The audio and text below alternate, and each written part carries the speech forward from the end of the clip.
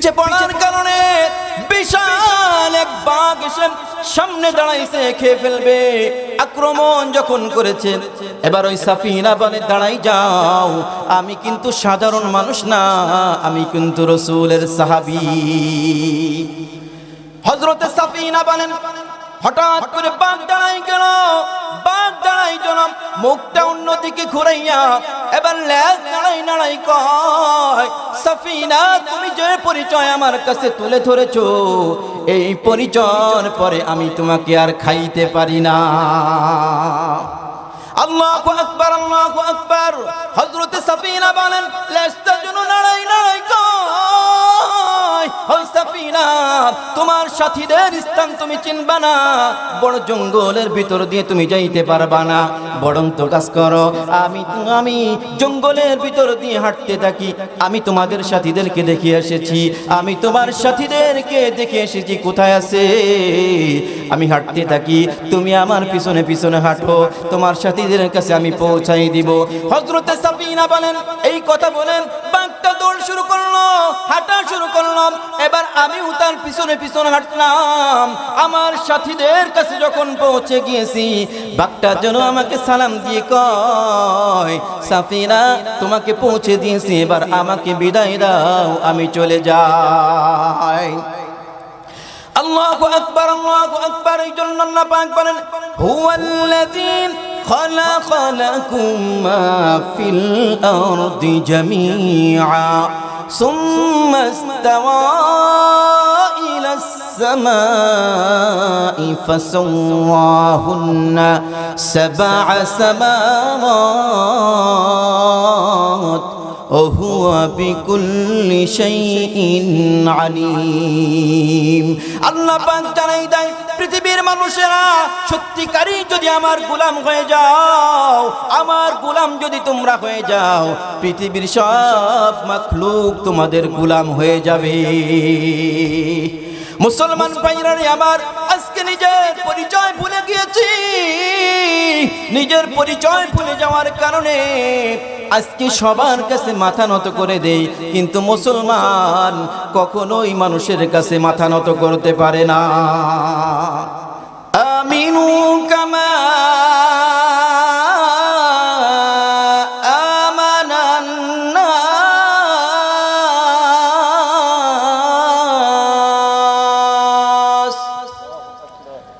আল্লাহ পাক রব্বুল আলামিন জানাই দেয় ঈমান আলো লোকেরা যেমন ঈমান এনেছে, এই লোকেদের কয়েকটা ব্যাখ্যা রয়েছে। ঈমান আনো সাহাবায়ে কেরাম যেমন ঈমান এনেছে, ঈমান আনো আব্দুল্লাহ বিন তামির যেমন ঈমান এনেছে, ঈমান আনো যেমন অনেক কাফেরদের স্ত্রীরা ঈমান এনেছিল।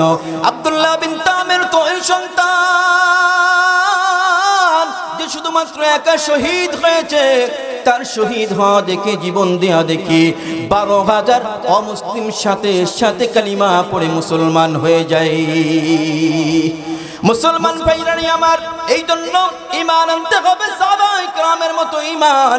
আমাদের ঈমানের অবস্থা এমন হয়ে গিয়েছে রে মুসলমান, শুধুমাত্র কচুর পাতার পানির মতো হয়ে গিয়েছে, যেদিকে নাড়া দেয় সেদিকেই পড়ে যায়, কাত হলেই পড়ে যায়। আজকে মুসলমান এমন ঈমানদার, অল্প লোভ দেখালে সেদিকে কাত হয়ে পড়ে যায়। আজকে মুসলমান এমন হওয়া যায় না। অথচ সাহাবায়ে কেরামের ঈমান অবস্থা কেমন ছিল, সাহাবায়ে কেরামের ঈমান কেমন ছিল, ঈমান আনার কারণে এমন ঈমান এনেছে, ঈমান আনার কারণে বনের হিংস্র প্রাণী তার কথা শুনেছে। আজকে আমরা কথা বলি, আমার সন্তানই তো শুনতে চাই না, আর সন্তানকে শোনানোর মতো কথাও বাবা বলতে পারে না। বাবা কেমন করে কথা বলে সন্তানকে, যখন কথা তো শোনেই না, যখন খাইতে বসে তখন বলে ঠিক তো পাও না, বাবার হোটেলে খাও, ঠিক তো তুমি পাও না। তখন মেজাজ যদি খারাপ হয়ে যায় সন্তানের, প্লেটটা চ্যাঙ্গা দিয়ে ফেলে অন্যদিকে উঠে চলে যায়, অন্যদিকে চলে যায়। অথচ যদি বাবা এভাবে বলতো, যখন খাইতে বসছে তখন যদি বলতো বাবা তোমার সাথে আমার একটু কথা আছে, তুমি যদি একটু সময় দিতে পারো তো আমার রুমে একটু আসো, খাওয়া দাওয়া শেষ করে। আচ্ছা কোন সন্তান কিভাবে বললে বাবাকে বলবে না বাবা আমার সময় টুমাই নাই তোমার সাথে কথা বলা, বলবে? কথা বলেন বলবে? অবশ্যই বলবে। ঠিক আছে বাবা আমি খাওয়া শেষ করে আসছি।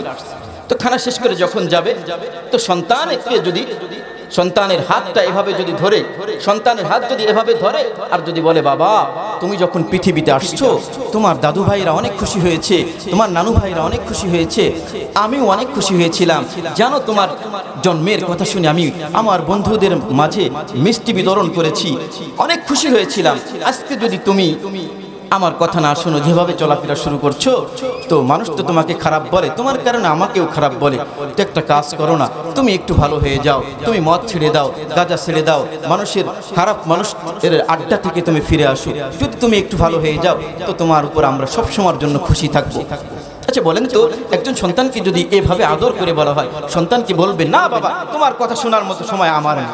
কথা বলেন, এটা বলবে? কখনোই বলবে না। কারণ আমরা সন্তানকে বোঝাবো কোন ভাষায় এটাও বলতে পারি না। তো আমাদের কথা তো মানুষ তো শোনেই না।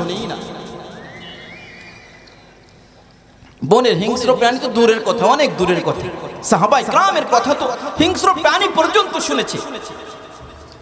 হযরত সাআদ ইবনে আবি ওয়াক্কাস রাদিয়াল্লাহু তাআলা আনহু যুদ্ধ থেকে ফেরার সময় রাত ঘনিয়ে এলো, সন্ধ্যা ঘনিয়ে এলো। এবার খ্রিস্টান সম্প্রদায়ীদের সাথে পরামর্শ করলো, খ্রিস্টান সম্প্রদায় বলো তো আমরা এই রাতটা কোথায় দিতে পারি, একটু পরামর্শ দাও। খ্রিস্টানরা এবার নিজেদের ভিতর পরামর্শ করলো, আজকাল তো মুসলমানদেরকে সাইজ করা যায় না, চলো না আমরা একটা ভুল পরামর্শ দিয়ে তাদেরকে হিংস্র প্রাণীর খাবার বানাই দেই। এবার হযরতে সাআদ ইবনে আবি ওয়াক্কাসের সামনে দাঁড়ায় বলে, সাআদ রে যাও যাও, কিছু দূর যাওয়ার পরে সুন্দর একটা ফুলের বাগিচা আছে, ওখানে তাবু গেড়ে তোমরা রাতটা কাটাই দিতে পারবা। যখনই আগাই গিয়েছে, যাওয়ার পরে দেখে অনেক ওখানে হিংস্র প্রাণীর আনাগোনা দেখা যায়, বাঘ দেখা যায়, ভাল্লুক দেখা যায়। এই কানাকানি এবার হযরতে সাআদ ইবনে আবি ওয়াক্কাস রাদিয়াল্লাহু তাআলা আনহুর কানে পৌঁছে গেল। এবার সাআদ বলে, সমস্যা নাই, আগাই যাও, আগাই যাও, কোনো সমস্যা হবে না। যখনই ওখানে উপস্থিত হয়েছে, হিংস্র প্রাণী দেখা যায়। এবার হযরতে সাআদ ইবনে আবি ওয়াক্কাস রাদিয়াল্লাহু তাআলা আনহু সাথীদেরকে বললেন, সাথীরা রে আমাকে একটা উঁচু মঞ্চ বানায় দাও। সাথীরা মনে মনে চিন্তা করলো, উঁচু মঞ্চের উপরে দাঁড়াইয়া বুঝি আমাদেরকে সতর্ক থাকার কথা বলবে।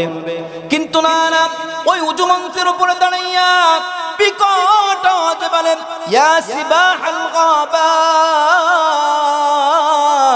অন্য বর্ণনা এসেছে ইয়াতুহাল হাশারাত, হে বনের হিংস্র প্রাণীগণ, ইস্তামিউ লিকাউলি, আমার কথাগুলো তোমরা মনোযোগ সহকারে শ্রবণ করো। আমরা সাধারণ কোন মানুষ না, নাহনু আসহাবি মুহাম্মাদিন সাল্লাল্লাহু আলাইহি ওয়াসাল্লাম, আমরা কিন্তু রাসূলের সাহাবী, সাধারণ মানুষ না, সাধারণ মানুষ না।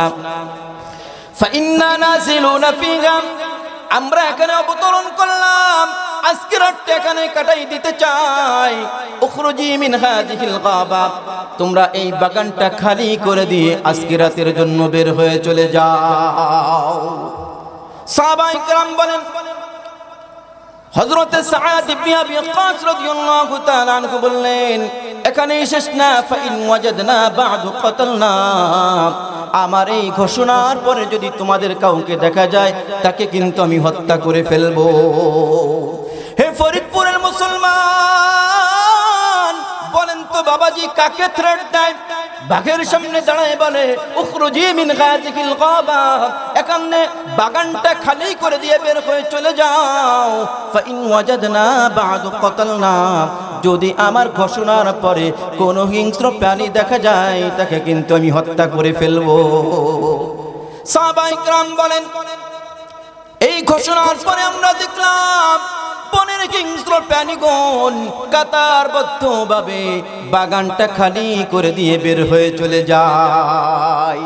এখানে শেষ না, তারা বলেন, আমরা দেখলাম যে যে হিংস্র প্রাণী মাত্র বাচ্চা প্রসব করেছে, হাঁটতে পারে না, হাঁটতে পারে না, ওই বাচ্চাটা কামড় দিয়ে ধরে বাগান খালি করে দিয়ে বের হয়ে চলে যায়।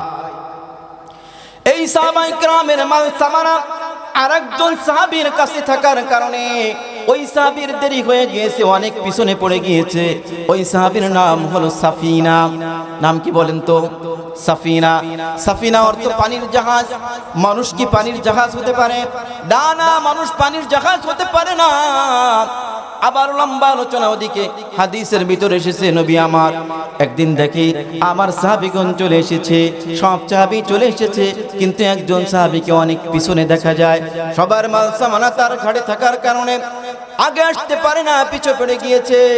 এবার নবী আমার বলেন, আরে সাফিনা তো নদীতে চলে, পানিতে চলে, কিন্তু আমার সাফিনা দেখি মাটির উপরে চলে। সাহাবী এই কথা শুনে ফেলেছেন। এবার ডেকে বলে, আমার সাথীরা, আমার নবী আমাকে কি বললেন? বলে, তোমার নবী তোমাকে সাফিনা বলেছে। বলে, আমার আসল নামটা তোমরা ভুলে যাও, আজকে থেকে তোমরা আমাকে সাফিনা নামে সম্বোধন করবা, যাতে কিয়ামত পর্যন্ত আনেওয়ালা যত উম্মত আসবে তারা যেন আমাকে সাফিনা নামেই চেনে। এই সাফিনার দেরি হয়ে গিয়েছে, পিছে পড়ার কারণে বিশাল এক বাঘ এসে সামনে দাঁড়াইছে, খেয়ে ফেলবে। আক্রমণ যখন করেছে, এবার ওই সাফিনা বলে, দাঁড়াই যাও, আমি কিন্তু সাধারণ মানুষ না, আমি কিন্তু রাসূলের সাহাবী। হযরতে সাফিনা বলেন, হঠাৎ করে বাঘ দাঁড়াই গেল।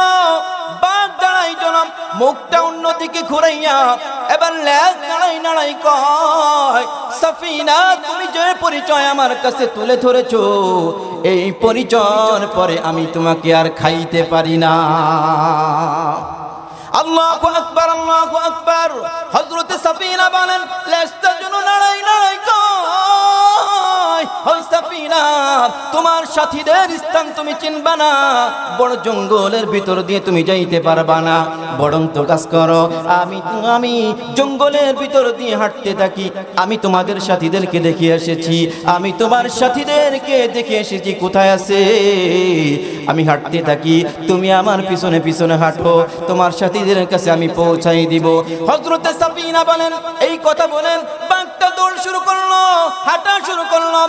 এবার আমিও তার পিছনে পিছনে হাঁটলাম। আমার সাথীদের কাছে যখন পৌঁছে গিয়েছি, বাঘটা যেন আমাকে সালাম দিয়ে কয়, সাফিনা তোমাকে পৌঁছে দিয়েছি, এবার আমাকে বিদায় দাও, আমি চলে যাই। আল্লাহু আকবার, আল্লাহু আকবার। এই জন্য আল্লাহ পাক বলেন, হুয়াল্লাযী খালাকা লাকুম মা ফিল আরদি জামিআ সুম্মা ইসতাওয়া ইলাস সামাই ফাসাওয়াহুন্না সাবআ সামাওয়াত ওহুয়া বিকুল্লি শাইইন আলীম। আল্লাহ পাক জানাই দেয়, পৃথিবীর মানুষেরা সত্যিকারই যদি আমার গোলাম হয়ে যাও, আমার গোলাম যদি তোমরা হয়ে যাও, পৃথিবীর সব মাখলুক তোমাদের গোলাম হয়ে যাবে। মুসলমান ভাইরা আমার, আজকে নিজের পরিচয় ভুলে গিয়েছি। নিজের পরিচয় ভুলে যাওয়ার কারণে আজকে সবার কাছে মাথা নত করে দেই, কিন্তু মুসলমান কখনোই মানুষের কাছে মাথা নত করতে পারে না। আজকে মুসলমান শুধু এমন আছে, নামের শুরুতে মুহাম্মদ লেখে, নামের শেষে ইসলাম লেখে। বলে তার আইডেন্টি কার্ড যদি দেখা হয়, নামের শুরুতে মুহাম্মদ, শেষে ইসলাম লেখা আছে। আপনার চেক বই যদি চেক করা হয়, দেখবেন নামের শুরুতে মুহাম্মদ, নামের শেষে ইসলাম লেখা আছে।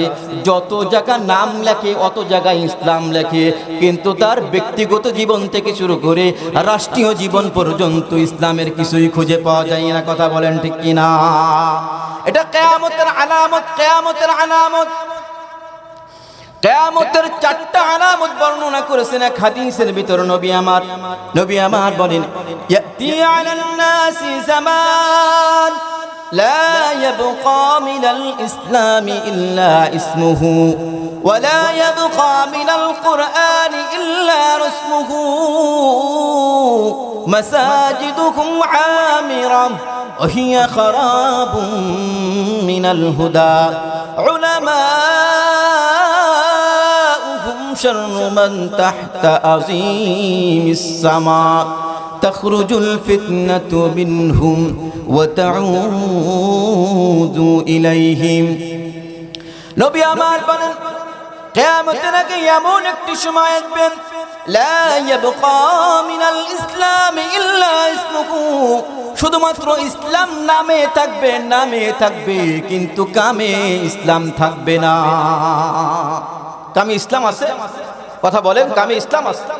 ওই ইসলাম নামের শেষে ইসলাম লেখে, আবার ইসলামের বিরোধিতাও নিজেই করে, কোরআনের বিরোধিতা করে, মাহফিলের বিরোধিতা করে, মাদ্রাসার বিরোধিতা করে, বিরোধিতা সবই করে ইসলামের, অথচ নামের শেষে ইসলামও নেই।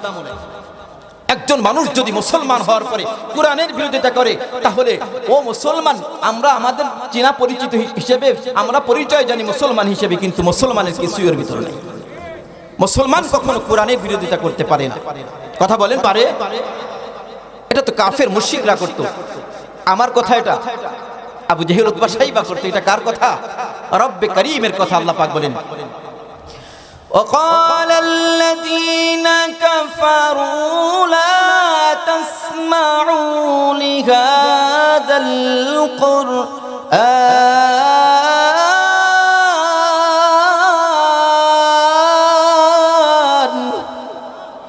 والغوا فيه لعلكم تغلبون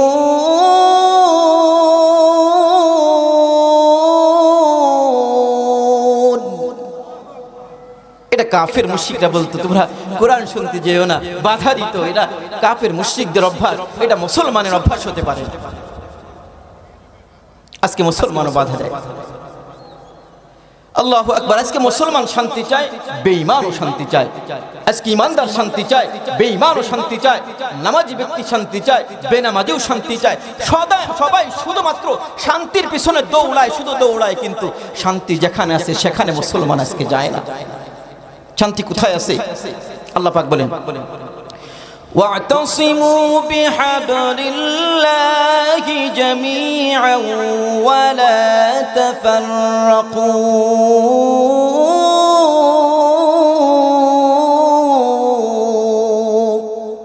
সান কমে গেছে, আরেকটু বাড়ান। আল্লাহ পাক রব্বুল আলামিন জানাই দেন, আল্লাহ পাক বলেন আমার রজ্জুটাকে তোমরা শক্ত করে ধরো। হাবলিল্লাহ আই হাবলিল কোরআন, বান্দারে আমার কোরআনটাকে তোমরা শক্ত করে ধরো। যদি ধরতে পারো লাভ হবে কি? রব্বে করিম বলেন ফাতাহনা আলাইহিম বারাকাতিন মিনাস সামাই ওয়াল আরদ, আসমান এবং জমিনের ভিতরে যত বরকত রয়েছে আমি আল্লাহ পাক রব্বুল আলামিন তোমাদের জন্য খুলে দিব। আজকে মুসলমান শান্তি চায়, শান্তির পিছনে শুধুমাত্র দৌড়ায়, অথচ কোরআন থেকে সরে গিয়েছে। আজকে তার ব্যক্তিগত জীবনে কোরআন নাই, পারিবারিক জীবনে কোরআন নাই, সমাজ জীবনে কোরআন নাই, রাষ্ট্রীয় জীবনে কোরআন নাই, কোথাও কোরআন নাই, অথচ শান্তির পিছনে দৌড়ায়। অথচ আল্লাহ পাক রব্বুল আলামিন বলেন বান্দারে যদি তোমার কোরআনটাকে তুমি শক্ত করে ধরতে পারো, শান্তি দ্বারা আমি আল্লাহ পাক রব্বুল আলামিন তোমার ব্যক্তিগত জীবন থেকে শুরু করে রাষ্ট্রীয় জীবন পর্যন্ত শান্তি দিয়ে আমি আল্লাহ পাক ভরপুর করে দিব। আমার কাছে মনে হয় শান্তি এমন একটা জিনিস হয়ে গিয়েছে, শান্তি মনে হয় সোনার এক হরিণ হয়ে কোনো এক জঙ্গলের ভিতর পালাইছে। এটা আর খুঁজেই পাওয়া যায় না। এই জন্যই তো উদাহরণ দেই, অনেক সময় উদাহরণ দিতে গিয়ে বলি একজন অনেক ধনী ব্যবসায়ী হওয়ার কারণে একজন কর্মচারী রাখছে যার নাম হলো ইসলাম। একা টেকেল দিতে পারে না, এই জন্য কর্মচারী রাখছে যার নাম হলো ইসলাম। ঘটনাক্রমে ওই ব্যবসায়ীর মেয়ের নাম হলো শান্তি। যখনই ইসলাম চলে আসছে কিছুদিন যাওয়ার ভিতরেই ইসলাম আর শান্তির ভিতরে প্রেম আর ভালোবাসা হয়ে যায়। প্রেম আর যখন ভালোবাসা হয়ে গেছে তখন পাশের বাড়ির মানুষগুলো বলে আরে বেটা তোমার এত ধন সম্পদ আর তোমার সাধারণ একজন কর্মচারীর সাথে তোমার মেয়ে সম্পর্ক করে, প্রেম করে, ভালোবাসা করে, কখন যেন তোমার এই সম্পদের লোভে তোমার মেয়েকে নিয়ে ভেগে চলে যাবে। এবার দোকানদার পরের দিন দোকানে এসে এবার ইসলামকে বলতেছে ইসলাম তোমার সাথে আমার একটু গোপন কথা আছে, একটু দোকানের পিছনে আসো তো। যখনই দোকানের পিছনে গেছি কঠিন পাদানি শুরু করছে। কঠিন যখন মার শুরু হয়ে গেছে তো ইসলাম বলে আমার পিটান কেন, মারেন কেন? বলতেছে তুমি মায়ের দেখে, মায়ের সাইজ দেখে বোঝো না কেন পিটাচ্ছি তোমারে? কিছুই তুমি বোঝো না। বলে না আমি তো বুঝি না। কই তোর বেটা কত বড় সাহস, আমার মেয়ের দিকে নজর করিস, চোখ উঠাই পারল। এবার কঠিন পাদানি দিয়ে খেদাই দিয়েছে, যা তোর চাকরি করার দরকার নেই। তো একটু দূরে যাওয়ার পরে ইসলাম এবার শান্তিকে ফোন করছে, শান্তি তুমি কোথায় আছো? কয় কোচিং থেকে মাত্র বাড়িতে যাচ্ছি। আর বাড়ি যাওয়ার দরকার নাই, তোমার কাছে যা কিছু আছে ওই নিয়ে চলে আসো। শান্তিও চলে গেছে। শান্তি যাওয়ার পরে এবার দোকানদার বাড়িতে গেছে, যাওয়ার পরে মাথা বেড়োয়, আমার শান্তি নাই, আমার শান্তি নাই, সব শেষ। পাশের বাড়ির মানুষগুলো দৌড়ে এসছে, আরে তোমার দিন সুখেজের জায়গা সুখেজ দেখা যায়, আলমারির জায়গা আলমারি দেখা যায়, সব ঠিক আছে, কিন্তু আমার মেয়ে শান্তি নাই, মেয়ে শান্তি নাই। এবার পাশের বাড়ির মানুষগুলো বলে তোমার মেয়ে শান্তি নাই, কথাটা আমরা একটু পরে শুনবানি, আগে বলো তো তোমার দোকানদারের ওই দোকানের ওই কর্মচারী ইসলামটা কোথায় গেছে? কয় ইসলামকে তো আজকে কঠিন একটা মাইর দিয়ে খেদাই দিচ্ছে। এবার পাশের বাড়ির মানুষগুলো বলতেছে বেটা তোমার সারাদিনের এই বড় বড় হিসাব মিলাইতে একটু ভুল হয় না, এর একটু ভুল হয় না তোমার এই হিসাব মিলাইতে, কিন্তু তুমি এই ছোট্ট হিসাবটাকে মিলাইতে পারলে না। তুমি এই ছোট্ট হিসাবটাকে মিলাইতে পারলে না যে বাড়িতে শান্তি ইসলাম না থাকে ওই বাড়ি শান্তি থাকতে পারে না, যে বাড়ি ইসলাম না থাকে ওই বাড়ি শান্তি থাকতে পারে না। তো আমিও তো বলতে চাই যার ব্যক্তিগত জীবনে ইসলাম নাই তার ব্যক্তিগত জীবনে শান্তি থাকতে পারে না, যে পরিবার ইসলাম নাই ওই পরিবারে শান্তি থাকতে পারে না, যে সমাজ ইসলাম নাই ওই সমাজে শান্তি থাকতে পারে না, যে রাষ্ট্রের ভিতর ইসলাম নাই ওই রাষ্ট্রের ভিতরেও শান্তি থাকতে পারে না, পারে না, পারে না। কথা বলেন ঠিক কিনা? শান্তি যদি চাও ব্যক্তিগত জীবনে ইসলাম ঢুকাও, শান্তি যদি চাও তো পারিবারিক জীবনে ইসলাম ঢুকাও, শান্তি যদি চাও তো সমাজ জীবনে ইসলাম ঢুকাও, শান্তি যদি চাও তাও রাষ্ট্রের ভিতরে ইসলাম ঢুকাই দাও। তাহলে আল্লাহ পাক রব্বুল আলামিনের ঘোষণা হলো লা ফাতাহনা আলাইহিম বারাকাতিম মিনাস সামাই ওয়াল আরদ, আসমান এবং জমিনের ভিতর যত বরকত আছে আমি আল্লাহ পাক তোমাদের জন্য খুলে দেব, উন্মুক্ত করে দেব। অথচ শান্তির পিছনে শুধুমাত্র দৌড়ায়, কিন্তু শান্তি যেখানে আছে সেখানে যাই না। এটা কিয়ামতের আলামত। এক নাম্বার, আমার সময় খুব অল্প এই জন্য সংক্ষেপে বলছি। আল্লাহ পাক বলেন নবী আমার জানাই দেয় লা ইয়াবকা মিনাল ইসলাম ইল্লা ইসমুহু, কোরআনের রাও বলে ইসলাম শুধু নামে থাকবে, নামে থাকবে ইসলাম, কিন্তু কামে থাকবে না। এক নাম্বার আলামত। দুই নাম্বার আলামত হলো ওয়ালা ইয়াবকা মিনাল কুরআন ইল্লা রাসমুহু, নবী আমার বলেন কোরআনের রাওয়াজ থাকবে, রসুম থাকবে, কোরআন শুধুমাত্র ঘরের তাকে থাকবে, মসজিদের তাকে থাকবে, মাদ্রাসার তাকে থাকবে, তাবিজি ঢুকানোর সময় কোরআন থাকবে, কিন্তু সমাজে কোরআনের কোনো বিধান থাকবে না। কোরআনের বিধান সমাজে আছে, কোরআনের বিধান থাকবে না সমাজে, এটা কিয়ামতের আলামত। কোরআন কোথায় পাওয়া যায়? বলে কোরআন মসজিদে পাওয়া যায়, মাদ্রাসার থেকে কোরআন পাওয়া যায়, আমার ঘরের ভিতরে কোরআন পাওয়া যায়, কিন্তু ঘরের কোরআনের অবস্থা হলো এমন হয়ে গিয়েছে কোরআনের ওপর 1 ইঞ্চি পরিমাণ টিকটিকি যে পায়খানা করে রেখেছে, ময়লা পড়ে গিয়েছে, কিন্তু মাস যায় বছর যায় কোরআনের কাছেও যাওয়া হয় না। ছিঁড়তেন কাপড়ে রাখো তাজ মুড়ে, ছিঁড়তেন কাপড়ে রাখো তাজ মুড়ে, দিন যায় রাত যায় দেখো না তা খুলে, ঠিক কিনা? দিন চলে যায়, মাস চলে যায়, বছর চলে যায়, এমনকি জীবনটাও শেষ হয়ে যায়। শুধুমাত্র যেদিন ওই বাড়ির মুরব্বী মারা যায় তখন মাদ্রাসা থেকে 5-7 জন ছাত্র আসে, তো কোরআনটা নামাই দেওয়া হয় তাদের কাছে, পড়ো বাবা পড়ো।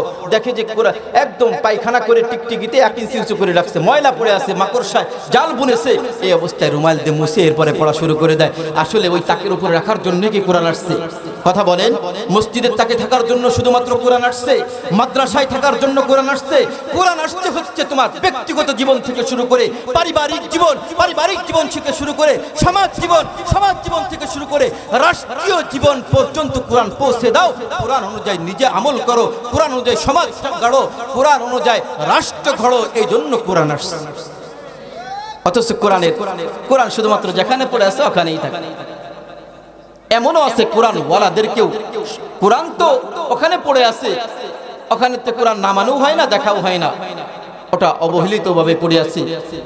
এমনও হয় যে যারা কোরআন ওয়ালা তারাও অবহেলিতভাবে পড়ে আছে সমাজে। কোরআন ওয়ালাদের তো কোনো দাম নেই। মুসলমান ভাইরা আমার,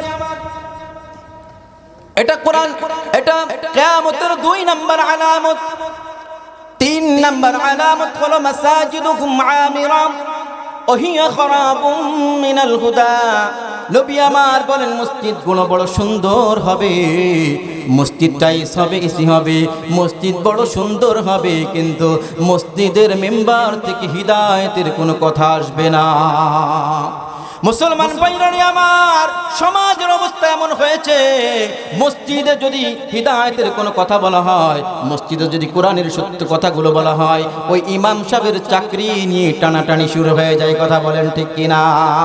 এমনও দেখা যায় মাহফিলের মঞ্চে আমাদেরকে আগে চিলিপ ধরা দেওয়া হয়, হুজুর রাজনীতির কথা বলা যাবে না, অথচ যদি কোরআনে চলে আসে আমি কি করতে পারি বলেন? যদি ওই কথাগুলোই তুলে ধরতে যায় আমাদেরকে কথা বলতে দেওয়া হয় না, অথচ ওই প্রার্থী দাঁড়ায় 20 মিনিট ভাষণ দেয়, তাতে কোনো সমস্যা নাই। বোঝা গেল আমার মুখটা মনে হয় বড় পবিত্র না, তার মুখটা অনেক পবিত্র, এই জন্য ওই রাজনীতির কথা বলতিছে। রাজনীতির কথা বলার জন্য মুখ বড় পবিত্র দরকার, উলামায়ে কেরামের মুখ পবিত্র না, এই জন্য সে মনে হয় সমাজের মানুষও না, সে অন্য কোনো জায়গাতে হয়তো আসমান থেকে আসছে, সে দুনিয়ার বিষয় কিছুই জানে না, সে কথা বলতে পারবে না। শুধুমাত্র যে রাজনীতি করে সে এখানে ভাষণ দিতে পারবে। কথা বলেন ঠিক কিনা? আমার কাছে তাই মনে হয় যে আমরা মনে হয় সমাজে বাস করি না, আমরা অন্য জগৎ থেকে আসছি, এই জন্য আমরা এগুলো কিছু বুঝি না, আমরা কথা বলতে পারবো না, আগেই চিলিপ ধরা হয়। আর যে রাজনীতি করে সে সব বলতে পারবে দাঁড়ায় দাঁড়ায়, কোনো সমস্যা নেই। আমি তো অন্য জায়গা থেকে আসছি না, এই জন্য বলতেছি। আমি সমাজের ঘটনা মোটামুটি জানি, এটা আমি বানায় বলতেছি মনে হয়। মুসলমান ভাইরানি আমার, কিয়ামতের 3 নম্বর আলামত এটা মাসাজিদুকুম আমিরা ওয়া হিয়া খারাবুম মিনাল হুদা। মসজিদগুলো বড় সুন্দর হবে, টাইলস হবে, মসজিদ বড় সুন্দর হবে, এসি হবে, টাইলস হবে, কিন্তু মসজিদ থেকে হিদায়াতের কোনো কথা থাকবে না। এটা কিয়ামতের 3 নম্বর আলামত। 4 নম্বর আলামত কোন উলামাউহুম শাররু মান তাহতা আযীমিস সামা তাখরুজুল ফিতনাতু মিনহুম ওয়া তাউযু ইলাইহিম। নবী আমার বলেন কিয়ামতের 4 নম্বর আলামত কোন, কিয়ামতের আগে এমন একটি সময় আসবে, এমন একটি সময় আসবে যখন দুনিয়াতে সবচেয়ে নিকৃষ্ট হবে এক শ্রেণীর আলেম। তাখরুজুল ফিতনাতু মিনহুম ওয়া তাউযু ইলাইহিম। নবী আমার বলেন যাদের থেকে শুধুমাত্র ফিতনা বের হবে, সমাজে ফিতনা ছড়াবে, যদি কোনো আলেম সমাজে শুধুমাত্র ফিতনা ছড়াইতে থাকে, এটা আলেম নামের কলঙ্ক হয়ে যায়। অনেকে আলেম দাবি করেন, পীরও দাবি করে, পীরও দাবি করে, আলেম দাবি করে, আবার নিজের পায়ে সিজদা নিতে চায়। নিজের পায়ে যদি কোনো আলেম, যদি কোনো পীর সিজদা নিতে চায়, ওটা যদিও দেখতে আমাদের কাছে উলামায়ে কেরাম মনে হয় মানুষ, মনে হয় মানুষ, কারণ তার 2টা হাত থাকবে, তার 2টা পা আছে, তার 2টা চোখ আছে, দেখতে আমাদের মতো মানুষ হলেও যদি তার নিজের পায়ে সিজদা নিতে চায় তো রব্বে কারীমের কাছে ওটা শুকরের চাইতে নিকৃষ্ট হয়ে যায়। কারণ সিজদা কত দামি। নবী আমার বলেন ইন্না আকরাবা মা ইয়াকুনু লিল আবদু মিন রাব্বিহি ওয়া হুয়া সাজিদ। বান্দা যখন সিজদায় চলে যায় আল্লাহ পাক রব্বুল আলামিনের অতি নিকটে পৌঁছে যায়। মুসলমান ভাইরানি আমার, এই জন্য সিজদা নিজের পা নিয়ে যায় না, সিজদা নিজের পায়ে নিয়ে যায় না। নামাজ হলো এমন একটা ইবাদত, এমন ইবাদত, বান্দা যখন নামাজে চলে যায় আল্লাহ পাক রব্বুল আলামিনের অতি নিকটে চলে যায়। মুসলমান ভাইরানি আমার, বান্দা যখন নামাজে দাঁড়াই যায়, নামাজের ভিতরে সূরা ফাতিহা শুরু হয়ে যায়, নামাজের ভিতরে দাঁড়ায় যখন বান্দা বলতে থাকেন আলহামদুলিল্লাহি রাব্বিল আলামিন, এবার সাথে সাথে আল্লাহ পাক রব্বুল আলামিন জবাব দেয় হামিদানি আব্দি, হামিদানি আব্দি, বান্দা আমার প্রশংসা করলো, বান্দা আমার প্রশংসা করলো। এবার বান্দা বলে আর রহমানির রহিম, সাথে সাথে আল্লাহ পাক জানায় দেয় আসনা আলাইয়া আব্দি, আসনা আলাইয়া আব্দি। বান্দা আমার গুনাহগান করলো, বান্দা আমার গুনাহগান করলো। বান্দা যখন বলে মালিকি ইয়াউমিদ্দিন,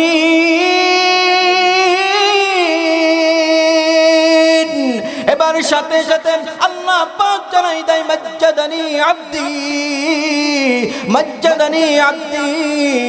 বান্দা আমার মর্যাদা দিল, বান্দা আমার মর্যাদা দিল। আল্লাহর সাথে আর বান্দার সাথে কথা শুরু হয়ে যায়। এই জন্য নামাজ আল্লাহ পাকের কাছে পৌঁছাই দেয়। এই নামাজের সবচেয়ে শ্রেষ্ঠ রকম হলো সিজদা। এই জন্যই তো নবী বলেন ইন্না আকরাবা মা ইয়াকুনুনি আব্দু মির রাব্বিহি ওয়া হুয়া সাজিদ। বান্দা যখন সিজদায় চলে যায় তো রব্বে কারীমের সবচেয়ে নিকটে চলে যায়। এই জন্য কোন মানুষ যদি নিজের পায়ে সিজদা নিতে চায়, নিজের পায়ে যদি কোনো মানুষ সিজদা নিতে চায়, তাহলে দেখতে যদি ওইটা মানুষের মতোই দেখা যায়, কিন্তু রব্বে কারীম বলেন এটা আমার কাছে শুকর জানোয়ারের চাইতে নিকৃষ্ট হয়ে যায়। মানুষ মানুষকে সিজদা দিতে পারে না, মানুষ কখনোই মানুষকে সিজদা দিতে পারে না। সময় তো শেষ হয়ে গেছে, কারণে চলে গেল। বক্তা নিয়ে আসতে বলেন বিদ্যুতের ডিজিএমকে বলে দিয়েছিলাম যাতে বিদ্যুৎটা না নেয়, বলছিল ঠিক আছে আমি এটাই দেখব। সবাই জিকির করি লা ইলাহা ইল্লাল্লাহ, সবাই জিকির করি লা ইলাহা।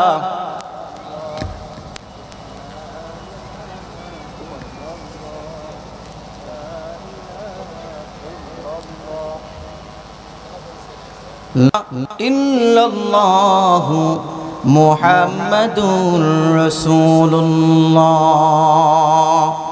মুসলমান ভাইরা আমার, এই জন্য বলতেছিলাম কিয়ামতের 4 নাম্বার আলামত হলো উলামাউহুম শাররু মান তাহতা আযীমিস সামা তাখরুজুল ফিতনাতু মিনহুম ওয়া তাউযু ইলাইহিম। কিয়ামতের আগে এমন একটি সময় আসবে, এমন একটি সময় আসবে যখন দুনিয়াতে সবচেয়ে নিকৃষ্ট হবে এক শ্রেণীর আলেম। বর্তমান যে চাটুকারিতা দেখা যাচ্ছে, তাহলে মনে হয় আর একটা হাদিস মনে পড়ে যায়। নবী আমার বলেন খায়রুল খিয়ারি খিয়ারুল উলামা ওয়া শাররুশ শিরারি শিরারুল উলামা। নবী আমার বলেন যে দুনিয়াতে এক সময় এমন একটা সময় আসবে যখন সবচেয়ে উত্তম হবে, একদম দুনিয়াতে সবচেয়ে শ্রেষ্ঠ মানুষ হবে এক শ্রেণীর আলেম। আবার বলেন খায়রুল খিয়ারি খিয়ারুল উলামা, বলেন এক শ্রেণীর আলেমই হবে সবচেয়ে নিকৃষ্ট। বর্তমান যে চাটুকারিতা দেখা যাচ্ছে, হাদিস এমনি মনে পড়ে। সব কিছু তো আসলে খুলে বলা যাবে না, তো কিছু বলা বুঝে নিতে হবে, অনেক কিছু ইঙ্গিতে বলতে হয়। তো বলতেছিলাম আজকে আমরা মুমিন, আমরা মুসলমান। মুসলমান হওয়ার পরে নিজের পরিচয় ভুলে গেছি। আমি যে মুসলমান, সাধারণ একটু লোক দেখাইলেই মাথা নত করে দিই। অথচ একজন মুসলমান কি লোভে পড়ে যেতে পারে? সাধারণ লোভে পড়ে যাবে। একজন ইমানদারের দাম কি এত কম, এত কম? কিভাবে সম্ভব? এটা হতে পারে না। এই জন্য মুসলমান নিজের পরিচয় জানতে হবে, নিজের দিকে একটু ফিরে তাকাইতে হবে। সাহাবায়ে কিরামের অবস্থা কেমন ছিল? সাহাবায়ে কিরামের সামনে তো রোমের সম্রাট এরকম আব্দুল্লাহ বিন হুযাফার সামনে বলছে আব্দুল্লাহ বিন হুযাফাকে বলছে আব্দুল্লাহ তুমি খ্রিস্টান হয়ে যাও, তাহলে মেয়েকে বিয়ে দিয়ে দিব, রাষ্ট্রের অর্ধেক তোমার জন্য বলে, রোম সাম্রাজ্যের অর্ধেক তোমাকে দিয়ে দিব। কিন্তু আব্দুল্লাহ বিন হুযাফা মাথা নত করে নাই, শুধু বলছে তুমি তো অল্প না, এই তোমার রোম সাম্রাজ্যের অর্ধেক না, পুরা রোম সাম্রাজ্য কেন পুরা দুনিয়াটা যদি আমার নামে লিখে দাও, তাহলেও আমি কথা দিলাম আমি আব্দুল্লাহ বিন হুযাফা এক চুলো ঈমান থেকে পিছপা হতে পারি না। আমরা তো তাদেরই উত্তরসূরি। আমাদের নিজেদের দিকে একটু তাকাই দেখতে হবে যে আমার কত দাম। নবী আমার বলছেন যে একজন আল্লাহ ডাকনেওয়ালা পৃথিবীতে থাকবে তো কিয়ামতই হবে না, তাহলে আমার দাম কি পরিমাণ? আমি আল্লাহকে ডাকি, আমি মুমিন, আমার দাম গোটা দুনিয়ার চাইতে বেশি। এই জন্য মুসলমান কখনো মাথা নত করতে পারে না, মুসলমান মাথা নত করবে না। মুসলমান নিজের পরিচয়ের দিকে তাকায় মুসলমান মাথা উঁচু করে দাঁড়াবে ইনশাআল্লাহ। আল্লাহ পাক রব্বুল আলামিন আমাদের সকলকে বুঝার ও আমল করার তৌফিক দান করুক।